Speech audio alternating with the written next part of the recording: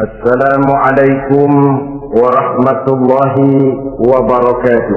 Waalaikumsalam warahmatullahi wabarakatuh. Bismillahirrahmanirrahim. Alhamdulillahi rabbil alamin.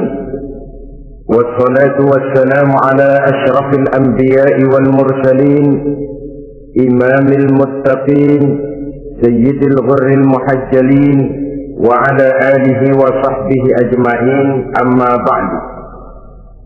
Saudara-saudara kaum muslimin rahimakumullah, pada pertemuan terdahulu sudah kita bicarakan tentang memperbaiki akhlak, baik akhlak kepada Allah Subhanahu wa ta'ala, akhlak kepada sesama manusia, maupun akhlak kepada makhluk Allah lainnya di luar manusia. Kemudian secara umum Al-Imam Al-Ghazali rahimahullah membagi akhlak dalam dua bagian besar. Pertama, apa yang oleh beliau dinamakan Al-Akhlaqul Mahmudah, yaitu akhlak yang terpuji. Seseorang yang kepada Allah ia bertauhid, dalam pergaulannya dengan sesama manusia ia mempunyai sifat-sifat yang terpuji, seperti rendah hati, sabar, jujur, ikhlas, dan lain sebagainya. Kemudian dalam sikapnya kepada makhluk Allah di luar manusia, ia dapat mengembangkan nilai-nilai ihsan sesuai dengan tuntunan imannya. Ini seluruhnya dinamakan al-akhlaqul mahmudah atau akhlak yang terpuji. Kemudian yang kedua oleh beliau dinamakan al-akhlaqul mazmumah, yaitu akhlak yang tercela. Seseorang yang di dalam sikapnya kepada Allah mempunyai sifat-sifat kufur, baik dalam bentuk kemusyrikan, kemunafikan, atau hal-hal yang bisa menyebabkan ia menjadi murtad. Lalu dalam pergaulannya dengan sesama manusia, ia mempunyai sikap yang tidak terpuji, sombong, riya, ujub, dusta, khianat, suka menggunjing dan memfitnah, dan lain sebagainya. Sedangkan sikapnya kepada makhluk Allah di luar manusia, ia senantiasa menimbulkan kerusuhan. Itu seluruhnya dinamakan dengan al-akhlaqul mazmumah atau akhlak yang tercela. Untuk memperoleh akhlak yang baik, yang dalam bahasa populernya dinamakan al-akhlaqul karimah, para ulama sufi memberikan tuntunan. Pertama, melalui jalan yang disebut tafalli. Yang kedua, tahalli, dan hasilnya nanti akan membuahkan tajalli. Tahalli artinya mengosongkan diri dari segala macam sifat yang tercela. Sombongnya dibuang, riyaknya dihilangkan, suka fitnahnya musnah, dustanya berhilang. Itu semuanya dinamakan tahalli, mengosongkan diri dari seluruh sifat-sifat yang tercela. Apabila ini sudah berhasil dilaksanakan oleh seseorang, ia naik kepada tingkat yang selanjutnya dinamakan tahalli. Tahalli artinya menghiasi diri dengan seluruh sifat-sifat yang terpuji. Bila sombongnya hilang, berganti dengan tawadhu. Bila dustanya hilang, berganti dengan jujur. Bila khianatnya hilang, dihiasi hatinya dengan amanah, dan begitu selanjutnya. Hasil daripada tahalli, menghiasi diri dengan segala sifat-sifat yang terpuji, akan mengantarkan orang untuk sampai kepada tajalli, bisa menyaksikan kebesaran Allah Subhanahu wa ta'ala. Maka pada pertemuan kali ini kita akan mulai dengan yang pertama, tafalli, mengosongkan diri dari seluruh sifat-sifat yang tercela, menjauhkan diri dari semua akhlak-akhlak yang tidak baik. Dan pertemuan ini akan kita mulai dengan membicarakan dusta dan akibatnya. Saudara-saudara kaum muslimin rahimakumullah, salah satu nikmat yang diberikan Allah kepada kita makhluk manusia dalam hidup ini adalah kemampuan untuk berkata-kata, kemampuan menyalurkan hasrat hati dan keinginan jiwa melalui ucapan dengan bahasa sebagai alat komunikasi. Sehingga orang lalu berkata bahwa al-insan adalah hayawanun naqiq. Manusia sebenarnya adalah binatang juga. Cuma saja manusia binatang yang pandai berbicara. Oleh karenanya ini merupakan satu nikmat yang sangat besar yang perlu kita syukuri. Lidah bisa menempatkan seseorang pada posisi yang tinggi. Lidah juga bisa menempatkan orang pada posisi yang paling rendah. Karena lidahnya orang dipuji, karena lidahnya orang dicaci maki dan dicela. Pendeknya seperti kata pepatah, al-lisan saghirul jirmi azimul jurmi. Lidah itu walaupun kecil bentuknya tetapi besar akibatnya. Hampir sebagian besar dari kesulitan-kesulitan yang menimpa manusia pada mulanya disebabkan oleh lidahnya. Sehingga pepatah mengatakan salamatul insan fi hifdzil lisan. Manusia akan selamat apabila dia pandai menjaga lidahnya. Seperti orang kita bilang, lidah tidak bertulang. Artinya bicara kadang-kadang demikian enak, bicara kadang-kadang demikian nikmat, tidak terasa akan membawa akibat yang tidak pernah kita perhitungkan sebelumnya. Oleh karenanya, salah satu yang menyebabkan manusia bisa turun nilai kemanusiaannya apabila dia telah mempergunakan lidahnya untuk suatu yang lazimnya kita namakan dusta. Apa sebenarnya dusta itu? Dikatakan al-kadzib huwa adamu mutabaqatil khabar lil waqi'. Dusta ialah tidak adanya persesuaian antara berita dengan kenyataan. Itu yang dinamakan dusta. Berita tidak sesuai dengan kenyataannya. Nah, bentuknya bisa mengada-ada, bisa menambah-nambah, ataupun mengurang-urang. Itu bentuk-bentuk daripada tidak sesuainya berita dengan kenyataan. Mengada-ada, yang tidak ada diada-adakan, itu jelas merupakan dusta. Kemudian menambah-nambah, beritanya sebenarnya cuma 1 meter, tapi disampaikan orang kepada kita 5 meter, yang 4 meter tambahan. Disitulah kemungkinan terjadinya penyusupan-penyusupan berupa dusta adanya. Ataupun mengurang-urang. Beritanya sebenarnya 8 meter, sampai ke kita cuma 2 meter. Yang 6 meter, berita itu dikorup. Itu juga sudah bagian tersendiri daripada yang dinamakan dusta. Oleh karenanya kita harus berusaha. Pertama dari sifat mengada-ada. Yang tidak ada diada-adakan, itu jelas dusta. Dan ini pekerjaan paling enak memang. Orang seakan-akan terpesona, orang seakan-akan kagum, padahal kita mengada-ada. Barang yang tidak ada diada-adakan. Rasul juga pernah, saudara-saudara, tapi bernada seperti ini, namun jujur. Satu saat beliau sedang duduk, ada seorang perempuan mengendarai onta, sudah tua sekali ontanya. Lalu Rasul bangun menegur orang tadi, "Bu, kenapa naik anak onta?" katanya.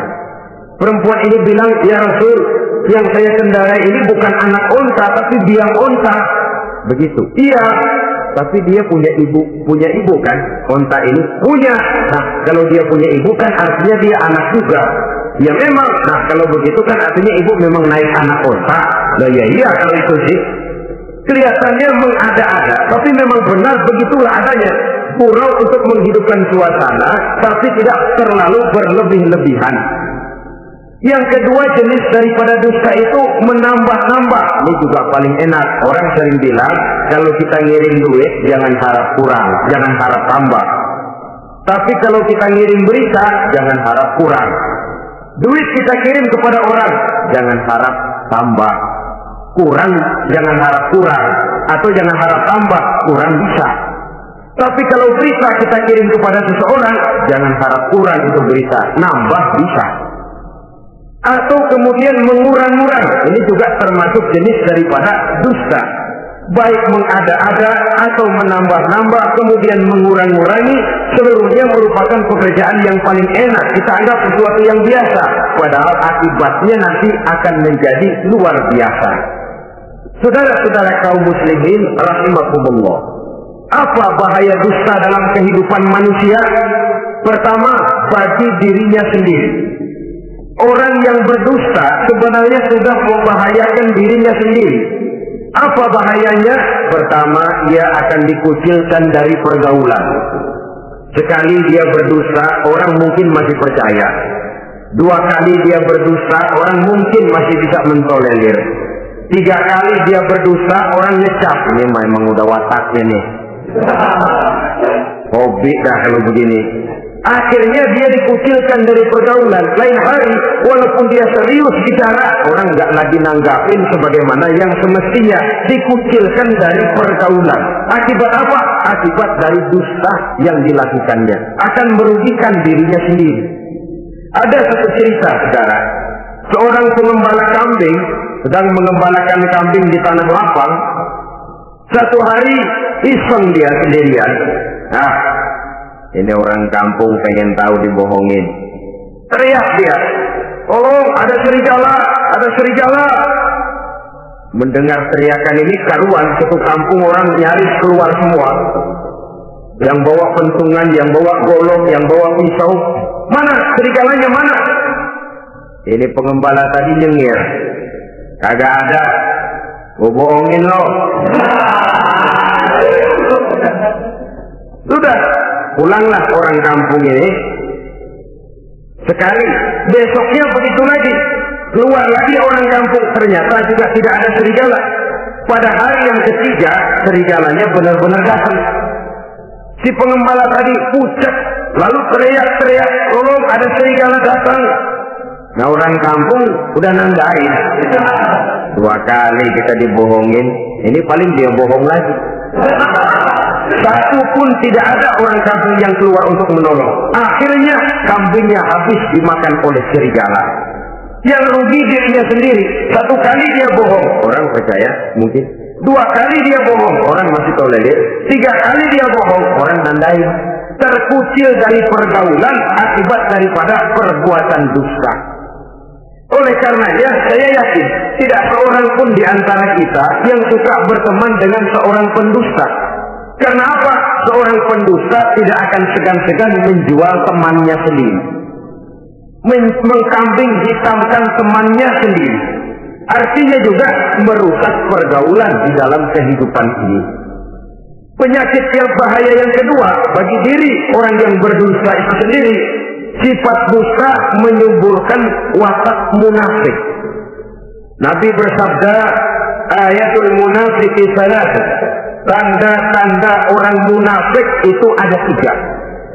Tandanya, biasanya kalau tandanya ada, yang munafiknya insya Allah ada. Apa tanda orang munafik itu? Pertama, iza haddatsa kadzdzaba.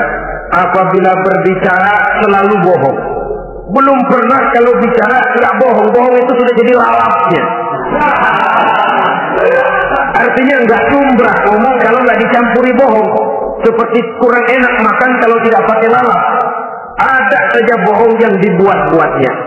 Ini ciri atau tanda daripada orang-orang munafik. Apabila berbicara selalu berdusta. 1. Yang kedua, wa iza wa'ada akhlafa. Apabila berjanji dia selalu ingkar. Selalu ingkar tanpa unsur yang dibenarkan oleh syar'i, itu termasuk ciri daripada orang-orang munafik.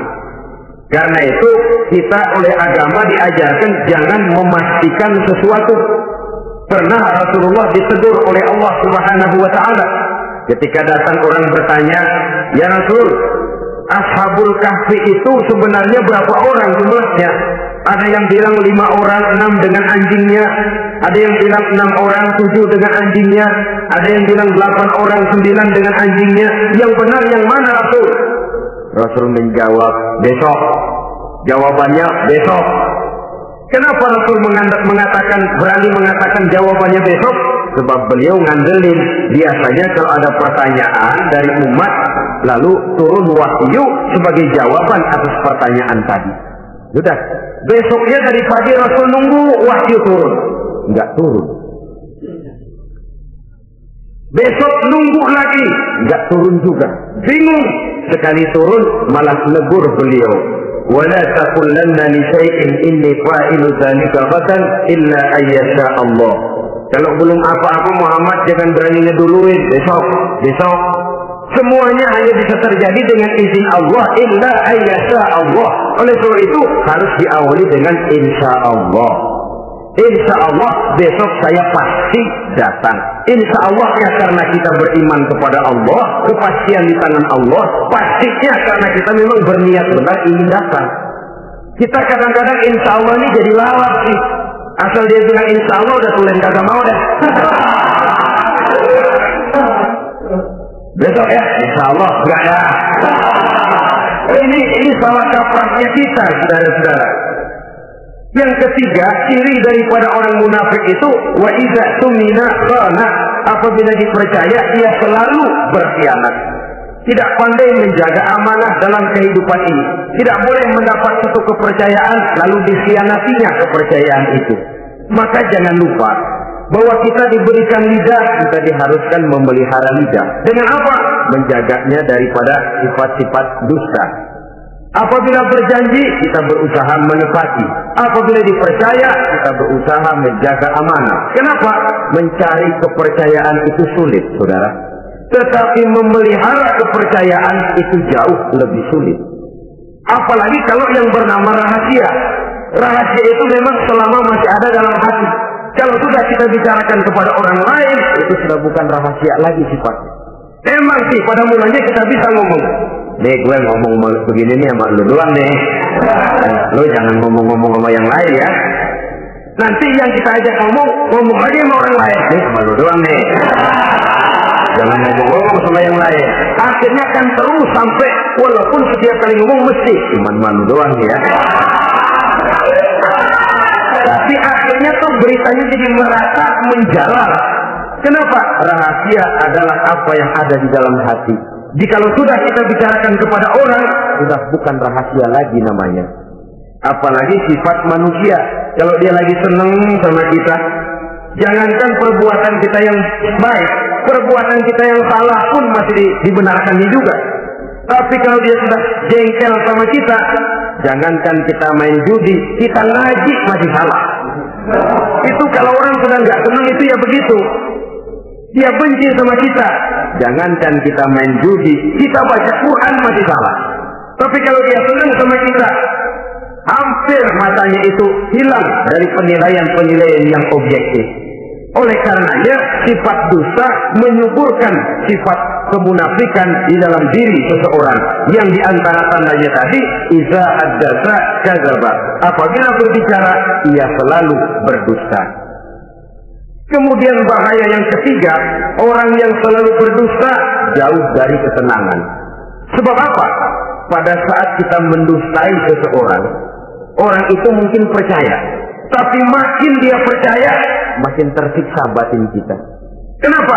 Hati kita sendiri ngomong, lu percaya kok gue bohongin? Kita sendiri tahu bahwa kita bohong. Itu yang menyiksa batin. Jauh dari ketenangan. Apalagi akan timbul satu sifat was-was. Ntar dia tahu. Bagaimana kalau rahasia ketahuan? Bagaimana kalau dia tahu saya bohong? Ini akan menyebabkan seseorang jauh dari ketenangan hidup. Makin rajin dia berdusta, makin tersiksa jiwanya.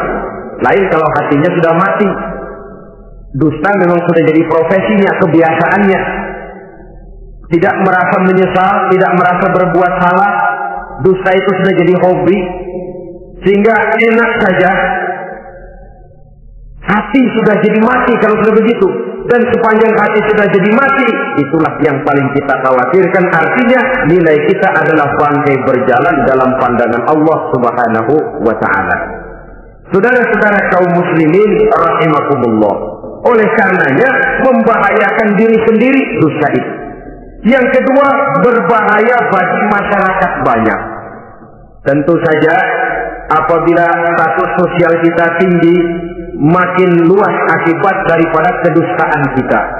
Seorang kepala rumah tangga yang berdusta, seluruh keluarganya jadi rugi. Seorang kepala kampung yang berdusta, rakyat sekampungnya rugi. Seorang gubernur berdusta, rakyat satu provinsi rugi. Seorang pemimpin negara berdusta, rakyat satu negara rugi. Makin tinggi status sosial, makin besar akibat daripada suatu dusta.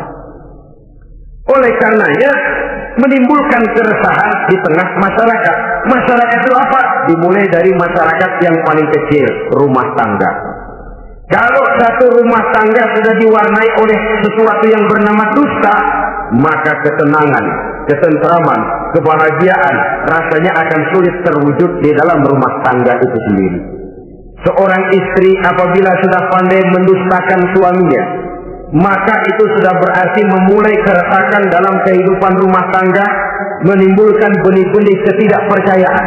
Apabila seorang suami sudah mulai mempunyai titik ketidakpercayaan kepada istrinya lagi, itu sudah menandakan retaknya basis kehidupan rumah tangga. Istri yang mendustakan suaminya, umpamanya diberikan nafkah, lalu mestinya sebenarnya sudah diperhitungkan cukup, uang masih ada, dikatakannya habis, dan lain sebagainya. Akibatnya nanti si suami mikir-mikir, kan menurut perhitungan duit masih cukup, kenapa sudah habis? Nah, oleh karena istrinya tidak jujur, suaminya juga mulai berusaha tidak jujur lagi. Mendapat penghasilan besar, mengaku sedikit. Kalau sudah begitu, saling dusta mendustai pun sudah dimulai. Nanti akan terus meresap kepada kehidupan daripada anak-anak sebagai anggota di dalam rumah tangga kita. Saudara-saudara, oleh karenanya rumah tangga bisa saja berantakan, menjadi kacau, baik karena dusta istri, dusta suami, dusta anak, atau dusta orang lain menyulut dan mengganggu rumah tangga kita. Suaminya lagi enak-enak duduk di depan rumah, datang laporan, kamu kok tenang saja di rumah? Memangnya kenapa? Istrimu, waduh, ya memang kenapa istri? Waduh, itu tadi naik bajai berdua, kamu orang laki. Ya memang supir bajai, masa dia sendiri. Tapi kalau berita ini digunting, dikat sampai di situ, kan nanti ini sudah menimbulkan suami mendengar istrinya naik bajai berdua dengan orang laki, tentu marah. Pulang istrinya sudah payah-payah dari pasar, dicaci maki dan lain sebagainya. Apa ini? Akibat dari omongan, dari lidah yang memang kecil dan tidak bertulang itu, tapi sungguh sangat besar akibatnya. Kemudian juga pergaulan. Berapa banyak saudara jauh dari saudaranya, teman berpisah dengan temannya, tetangga marah dengan tetangganya, akibat daripada perbuatan lidah, daripada ucapan lidah ini, akibat daripada yang bernama dusta ini. Oleh karenanya, saudara-saudara, dusta pun merusak pergaulan. Kemudian usaha. Satu kali kita berdusta, mungkin usaha mendatangkan untung. 2 kali kita berdusta, masih bisa mendatangkan untung. 3 kali kita berdusta, orang akhirnya akan mengadakan perbandingan. Jadi kadang-kadang dalam usaha, dalam dagang, dusta juga bisa jadi lalap. Orang nawar dagangan kita, berapa harganya bang? 500. 300 ya, tadi ada yang nawar 400, saya nggak jual. Padahal kagak ada yang nawar. Dia buat sedemikian rupa. Atau kadang-kadang tidak segan-segan memakai sumpah untuk membela kebohongannya. Ya, walaupun sebenarnya bukan sumpah, karena sumpah itu harus dengan lafzul jalalah, wallahi atau billahi, atau demi Allah. Kadang-kadang dengan kata-kata yang kasar. Modalnya cuma 500. Tapi ketika ditawar orang, yang bener aja nawar bu, padahal ini saya beli modalnya aja 700 perak, biar mampus nih. Dia beli cuma 500, ngaku modalnya 700, pakai biar mampus lagi. Saudara hadirin yang saya hormati, sepintas mungkin orang percaya, mungkin orang yang tergerak untuk membeli, Tapi kemudian keuntungan yang didapat dengan jalan berdusta itu bisakah membawa berkah dalam kehidupan kita? Rasanya tidak. Dan kalau sudah tidak membawa berkah, maka itu keuntungan itu tidak lagi akan mendatangkan ketenangan di dalam kehidupan. Oleh karenanya menjaga lidah ini memang berat. Sehingga dalam satu hadis lain Nabi bersabda, al-jannatu mustaqatun ila arba'ati nafar. Surga rindu, surga kangen kepada 4 macam manusia. Ini model. Biasanya manusia yang kepengen benar masuk surga, ini malah surganya yang rindu, kangen benar kepengen dimasuki oleh 4 macam manusia. Siapa mereka? Pertama, saliyil Quran. Orang yang gemar, hobi membaca Al-Quranul Karim.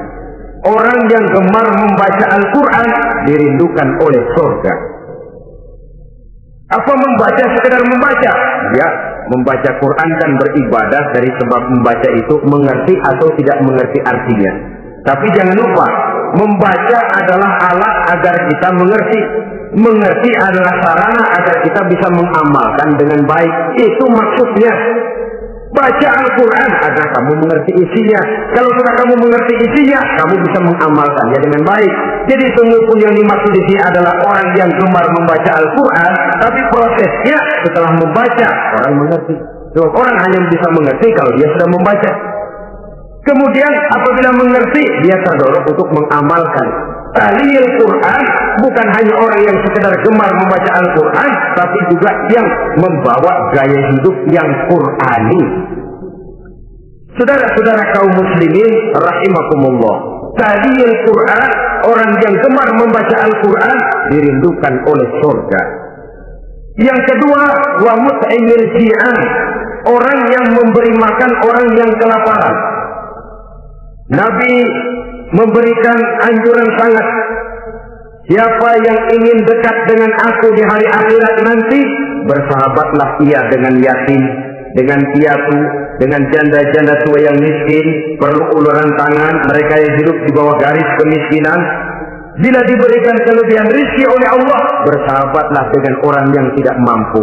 Mut'imil ji'an, orang yang memberi makan orang kelaparan, dirindukan oleh surga.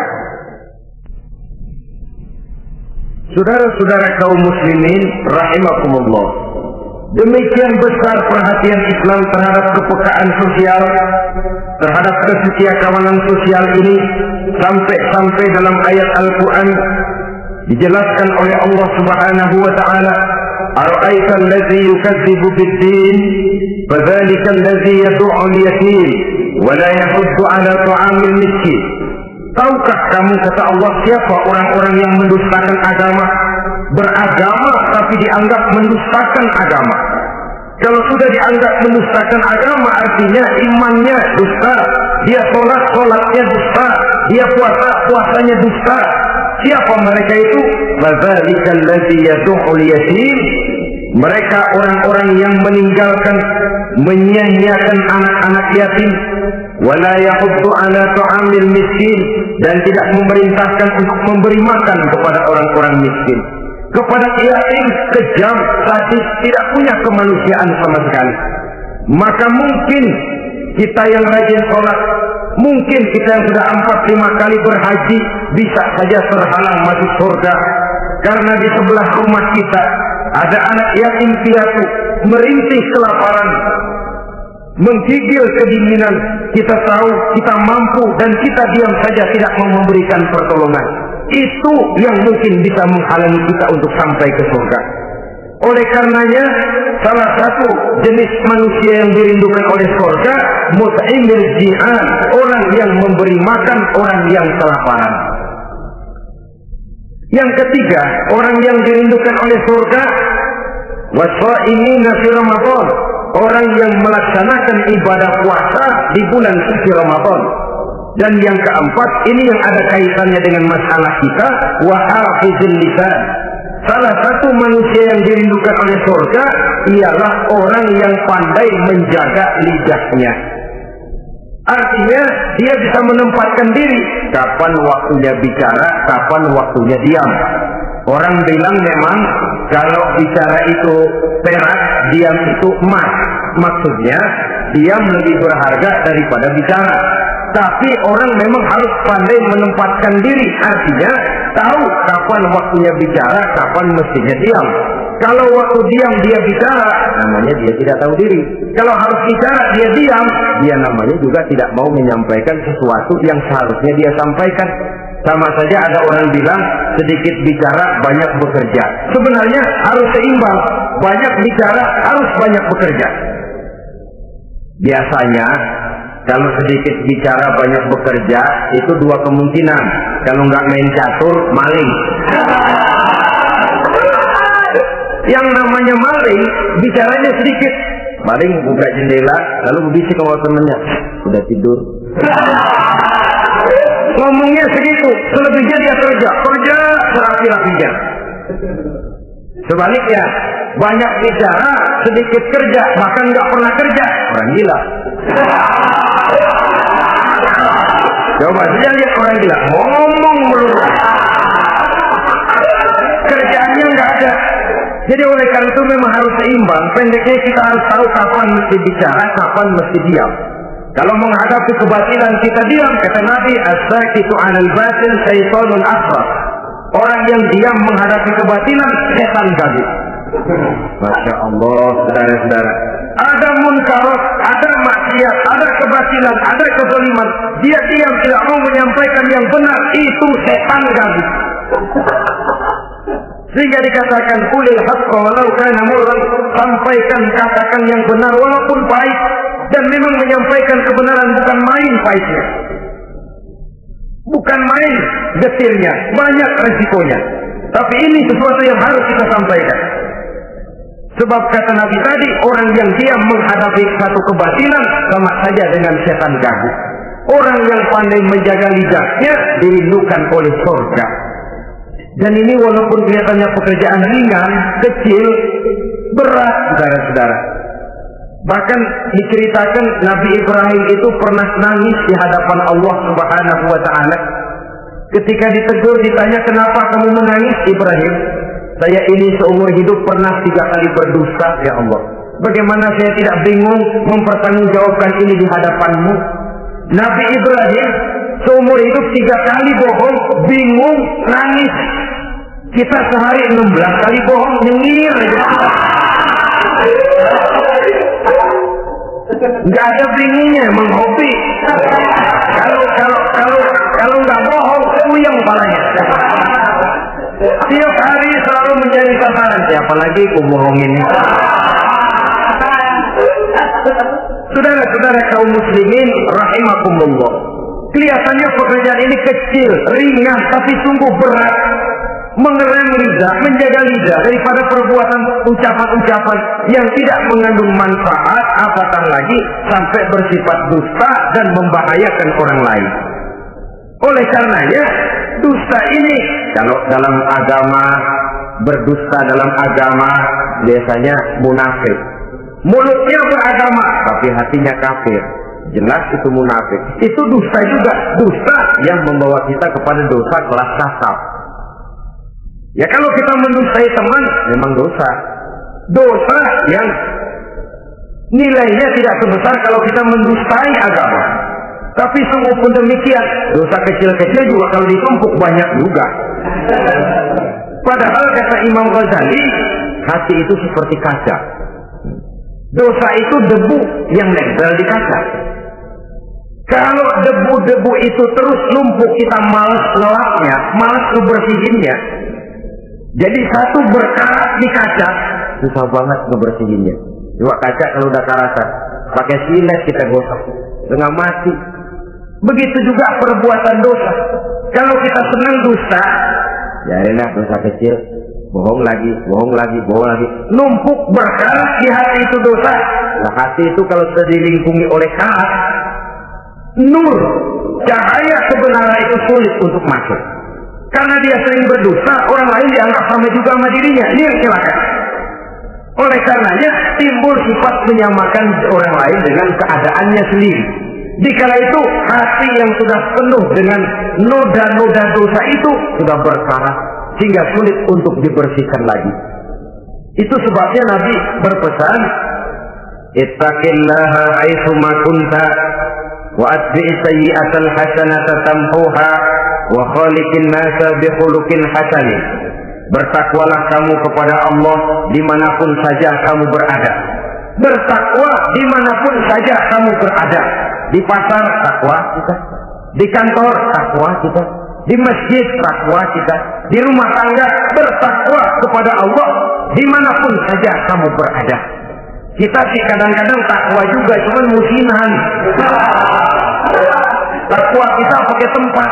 Asal lagi duduk di masjid, dengerin pengajian, denger kiai pidato, manggu takwa.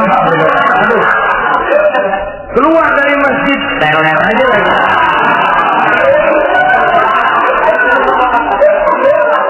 Takwa juga kita cuma pakai tempat. Nabi pesan dimanapun kamu berada, ittaqillah haitsu ma kunta. Bertakwalah kepada Allah dimanapun saja kamu berada. Wa atbi'is sayyi'atal hasanah tamhuha. Ikuti perbuatan salahmu dengan kebaikan, niscaya kebaikan akan menghapus kesalahan yang kamu kerjakan. Kalau sadar kita, ya Allah tadi berdusta, astagfirullah, perbanyak istighfar. Ikuti. Jadi begitu tuh kaca kena debu, lap. Kena debu lagi, dilap lagi. Kena debu, dilap lagi. Insya Allah tidak sampai berkarat. Jangan mau nunggu. Ntar aja dah taubat, udah tua-tuaan dikit. Kayaknya umur dia yang ngatur. Saudara-saudara, oleh karenanya ikuti perbuatan salah dengan kebaikan. Terselip kita berbuat salah, iringi dengan sedekah. Terselip kita melakukan dosa, iringi dengan istighfar. Melihat sesuatu yang haram, astagfirullahaladzim. Lalu dipalingkan, jangan mulut astagfirullah, mata melotot.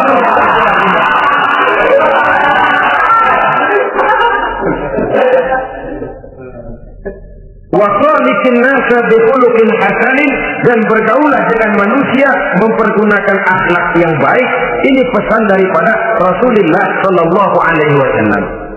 Jadi oleh karenanya dusta dengan seluruh akibatnya ini bisa menimbulkan bahaya bagi diri sendiri, bagi rumah tangga, dalam pergaulan, dalam usaha, dalam masyarakat, bahkan pada akhirnya bagi kehidupan satu bangsa dan satu negara. Lidah yang kecil tapi besar akibatnya bisa menyengsarakan manusia atau menempatkan manusia dalam satu posisi yang tinggi. Kalau kita adakan satu perbandingan, Nabi Ibrahim seumur hidup 3 kali saja berdusta, nangis di hadapan Allah. Kita yang hampir tidak ada hari, ya kalau orang sekarang bilang tiada hari tanpa olahraga. Rasanya kita kalau mau jujur bisa juga bilang tiada hari tanpa bohong. Pernahkah kita menangis menyesali dusta yang sudah kita lakukan? Berapa banyak orang yang sudah kita janjikan kita gantung dengan janji itu. Padahal dia punya hajat yang demikian sangat bergantung kepada kita. Tapi lidah ini enak saja. Gampang dah. Tar. Sok. Gampang dah itu lah. Beres tak beres? Enggak ada yang enggak beres. Semuanya kalau lidah kita beres, gampang, ntar, besok, enak, endah aja.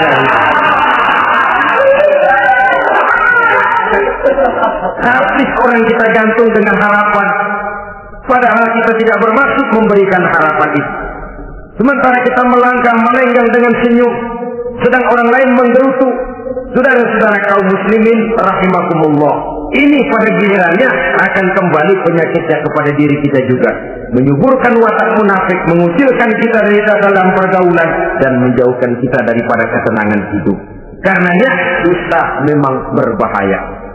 Dalam perjuangan, dusta akan menimbulkan watak pengkhianat.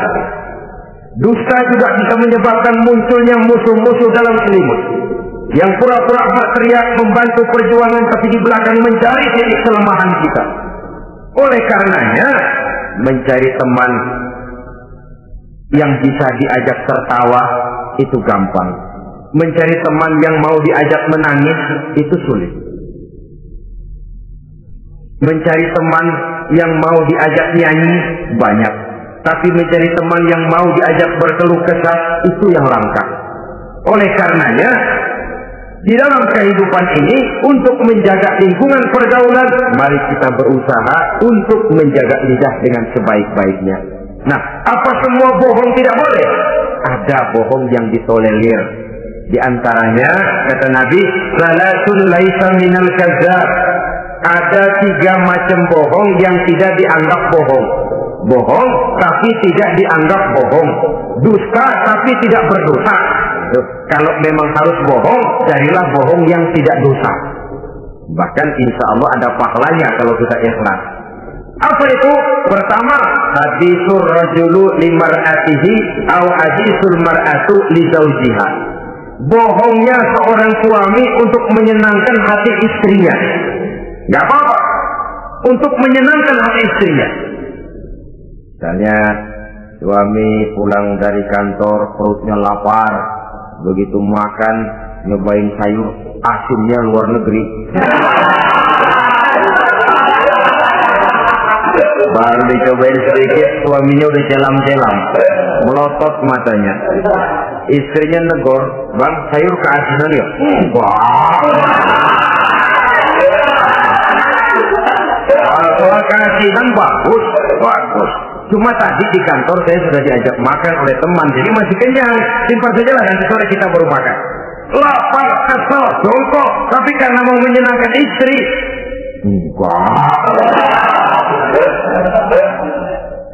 Atau sama saja dustanya seorang istri untuk menyenangkan hati suaminya. Bisa saja itu terjadi. Suaminya beli sendal buat istri, mahal, padahal murah, kena mahal, warnanya gak enak dilihat, potongannya norak. Suami istri tahu kalau itu sendal murah. Suaminya tanya, gimana bu sendal yang saya beli? Wah, cakep bener bang, luar biasa. Tangga kita mana ada yang pakai sendal begitu? Memang kagak ada, jelek.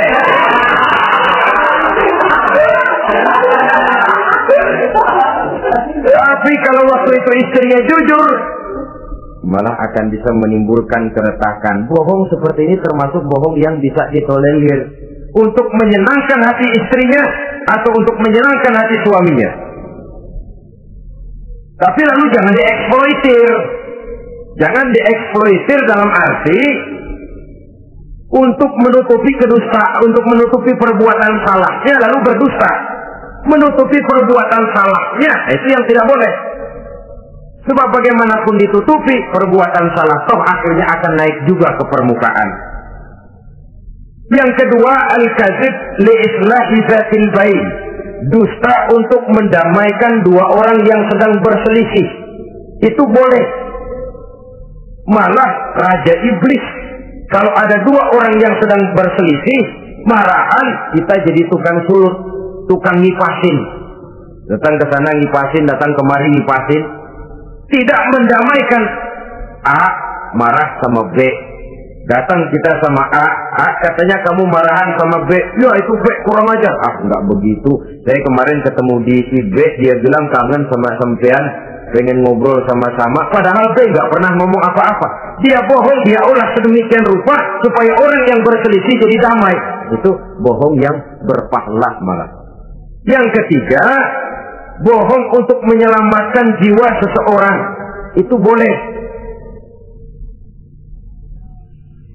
Ada orang mau membunuh, PKI nyari ustad. Nah, kamu tahu rumahnya Ustad Ano? Kamu tahu? Tahu pak? Gimana? Bapak mau apa? Mau saya bunuh dia, kurang ajar. Oh, orangnya nggak ada pak. Mana? Nggak tahu, keluar negeri, keluarnya lagi kali ya. Tahu. Padahal orangnya ada di dalam, tapi dia berdusta untuk menyelamatkan jiwa orang yang sedang terancam. Itu malah boleh, bukan saja boleh, berpahala, malah berdosa kalau waktu itu dia jujur. Mau cari ustaz buat apa pak? Mau saya bunuh? Ada pak di dalam.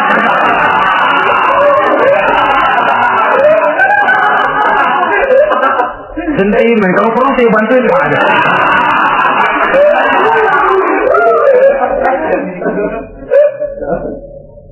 Hanya jenis bohong-bohong seperti ini yang bisa ditolerir.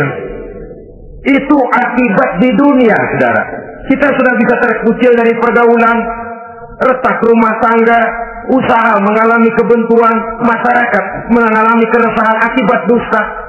Di akhirat nanti, na'udzubillah, summa na'udzubillah. Kita baca dalam riwayat Mi'raj, Rasul melihat orang yang lidahnya menyengser ke tanah, digunting, putus, bersambung lagi, digunting lagi, putus lagi, bersambung lagi. Kadang dituangi dengan coran api neraka. Na'udzubillah, coran neraka. Kalau kita nginjak puntung aja lompat. Ini mulutnya dituangi dengan coran dari neraka. Innalillahi wa inna ilaihi raji'un. Ya, tapi kalau dituangi coran begitu dari neraka kan terus mati sekaligus. Ya, kalau terus mati lumayan. Neraka itu kata Quran, kullama nadijat juluduhum badalnahum juludan ghayraha liyazuqul azab. Tiap kali hancur kulitnya, kami buatkan kulit yang baru. Diazab lagi, hancur lagi, dibuatkan lagi. Untuk apa begitu? Liyazuqul azab, biar dia rasain. Kalau sekali kemplang mati mah enak. Pokoknya diazab di neraka, digejrot, mati, selesai. Lumayan. Ini nggak ada matinya. Pengen bangun lagi, kemplang lagi, persis dalam cemen.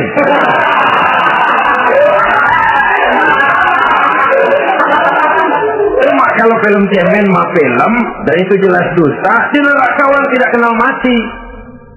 Hancur jasadnya, dibuatkan lagi, diazab lagi, dan begitu selanjutnya. Jangan lalu berhitung, kalau dosanya kebanyakan kan malaikat Malik gemes, ntar dilemparin ke neraka, kelebihan lewat. Jadi nggak mampir di neraka. Ya nggak mungkin, saudara-saudara. Tiap kali hancur kulitnya, diganti dengan kulit yang baru. Untuk apa itu? Liyazuqul azab, biar dia rasakan benar azab itu. Allahu Akbar. Sudah di dunia dia mendapat akibat yang sedemikian rupa dan punya akibat buat yang lain. Di akhirat nanti dia akan menanggung azab. Apalagi kalau dustanya sampai membuka aib saudaranya sendiri. Dusta untuk menelanjangi orang lain. Logikanya saja, kalau ada teman kita atau aurat kita terbuka, kita harus menutup. Muslim dengan muslim seperti satu badan. Bila yang satu sakit, yang lain ikut merasa sakit. Bila yang satu tercela, yang lain ikut merasa tercela. Dikala itu, kita harus justru menutupi aib orang lain. Malahan Nabi mengatakan, siapa yang menutupi aib saudaranya di dunia ini, saudaranya muslim, Allah akan menutupi aibnya di akhirat nanti. Kita kadang-kadang bukan nutupin sih, malah ngorek-ngorek. Kadang-kadang nggak tahu aja belagak tahu. Ya, gue dengar anak, banyakkan dia yang dipastinya. Saudara-saudara kaum muslimin rahimakumullah, begitu lidah yang suka berdusta digunting dari gunting api neraka, terpotong dibulatkan lagi, terpotong dibuatkan lagi, tidak henti-hentinya sampai kepada hari akhirat nanti. Karena itu berlindung kita kepada Allah, jangan sampai diberikan lidah yang gemar berdusta, tapi lidah yang gemar mengatakan yang benar walaupun terasa pahit. Mengucapkan kebenaran itu besar resikonya, panjang jalannya, banyak akibatnya. Mencegah kemunkaran besar resikonya, tapi itu harus kita lakukan. Setidaknya mencegah kemunkaran. Rasulullah sallallahu alaihi wasallam dalam satu hadis menyatakan, iyyakum wal kadziba fa innal kadziba yahdi ilal fujuri wal fujuru yahdi ilal nar. Hati-hatilah kamu daripada sifat dusta, sebab sesungguhnya dusta membawa kepada perbuatan durjana, dan perbuatan durjana menggiring orang kepada neraka. Mula-mula memang ucapan, dari ucapan orang melangkah kepada perbuatan, dan perbuatan itulah yang akan jadi penilaian Allah. Jikalau baik, dia akan menyebabkan kita ke surga. Jikalau tidak baik, perbuatan kita jugalah yang akan menjerumuskan kita ke dalam neraka. Dimulai dari suka berdusta. Akibat lidahnya gemar berdusta, perbuatannya pun merupakan perbuatan dusta. Suka pura-pura, mental munafik. Artinya hilang sifat kejujuran dalam dirinya. Apabila ini sudah melembaga dalam kehidupan seseorang, sulit dia melepaskan diri dari cengkraman dusta itu sendiri. Untuk jangka pendek di dunia ini maupun jangka panjang di akhirat nanti, dusta hanya akan membawa malapetaka bagi diri yang bersangkutan dan juga bagi orang lain. Benar kalau tadi pepatah mengatakan salamatul insan fi hifdzil lisan. Bahkan ada yang bilang kalau lidah lukai hati, kalau pedang lukai tubuh, masihkan ada harapan sembuh. Kalau lidah lukai hati, kemana obat hendak dicari? Kita tampar orang dengan tangan 2-3 hari, 2-3 jam bahkan sudah hilang bekas tamparan itu. Tapi kita tampar orang dengan lidah, dengan ucapan, seumur hidup dia akan tetap ingat. Kita bohongi orang, kapan ketemu dia ingat nih, dia nih yang kerjanya bohongin melulu. Gimana aja ada bohongnya. Kalau sudah dicap sebagai pendusta, kita memang nggak tahu, tapi tiap kita jalan orang iringi perjalanan kita. Pembohong, pembohong. Saudara, masyarakat ini punya hukum yang tidak tertulis, tapi lebih kuat dan lebih kejam daripada hukum yang tertulis. Sehingga lalu orang mengatakan sekali arang tercoreng di dahi, seumur hidup orang tak percaya. Ini artinya hukum masyarakat itu lebih kejam daripada hukum yang tertulis. Sekali kita dicap sebagai pendusta, lain kali kita mau benar-benar banget juga. Aku benar-benar banget ini, sumpah dah. Allah, sumpah lo udah lalap dah, udah laku. Ya Allah, kita sumpah pun orang gak percaya. Ya kalau binatang kita pegang ekornya, barangkali. Tapi kalau orang jelas omongannya yang kita pegang. Ya kalau omongannya sudah nggak bisa dipegang, apanya lagi yang kita harapkan? Oleh karenanya, saudara-saudara, lidah yang kecil bentuknya tapi besar akibatnya ini harus diisi dengan nilai-nilai iman. Lidah yang sudah dimasuki nilai iman akan berat untuk berdusta, berat untuk memfitnah, berat untuk menggunjing, ringan untuk mengucapkan yang baik, ringan untuk zikrullah, ringan untuk baca Quran, ringan untuk musyawarah terhadap hal-hal yang baik. Lidah yang ada imannya, aduh berat saja kalau sudah memfitnah orang, berat kalau harus menggunjing orang. Tapi lidah yang belum ada imannya, nyelonong saja, licin kalau diajak fitnah, licin kalau diajak ngata-ngatain orang, licin kalau diajak mengadu domba orang lain. Dan ini akan berakibat nantinya timbulnya keretakan, keresahan sejak dari pribadi, rumah tangga, masyarakat luas. Akibat apa? Dusta. Dari sekian dusta yang paling kita khawatirkan adalah kalau kita sampai dicap oleh Allah sebagai pendusta agama. Beragama tapi dianggap pendusta. Agama sekedar lipstik, agama sekedar dekorasi, agama sekedar penghias kartu tanda penduduk, tapi hidup jauh dari tuntunan nilai-nilai agama. Pendusta-pendusta agama semacam ini pada gilirannya akan terkena penyakit yang disebut munafik. Iman lidahnya, tapi kufur hatinya. Islam ucapannya, tapi kufur perbuatannya. Nah, ini resikonya sangat besar. Adapun dusta-dusta kepada orang lain, dosa ya dosa, tapi dosa yang mudah untuk bertaubat. Kalau saya katakan mudah untuk bertaubat, saya bukan merangsang kita untuk berdusta, bukan. Tetapi jangan lupa, seperti saya katakan tadi, bagaimanapun ringannya satu dosa, kalau ditumpuk dan ditumpuk, dia akan berurat, berakar dan berkarat di hati kita.